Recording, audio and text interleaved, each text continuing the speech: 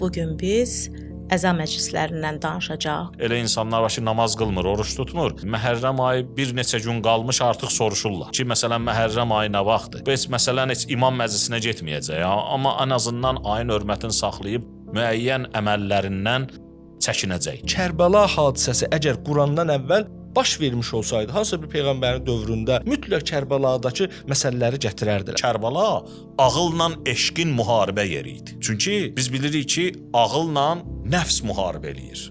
Bu insanlarda Həzrət Əbəlfəzl ağada nə nəfs? Hədislərdə var ki, kim ağlasa günahları bağışlanar. Bu ağlamaq görəsən bu deməkdir ki, insan Allahın ürəyini alır. Qəti şəkildə belə deyil. İnsan Allahın ürəyini almaq üçün nə baş verir ağlamaqda? Kərbəla bizə göstərir ki, insan necə İmam Hüseyn vasitəsilə çönə bilər. İmam Hüseyn eşqi ümumiyyətlə iksirdir. Sanki o bir sehirli maddədir ki, insanı 180 dərəcə dəyişir. Həzrət Zeynəb xanım dedi ki, mən gözəllikdən başqa bir şey görmürəm. Nədir gözəllik? Gözəllik, yəni ilahi övliyanın ümmət üçün və ümmətin qiyamətə qədər insanların hidayəti, islahı, günahlarının bağışlanması üçün ilahi övliyanın mən şəhid olduğunu görürəm.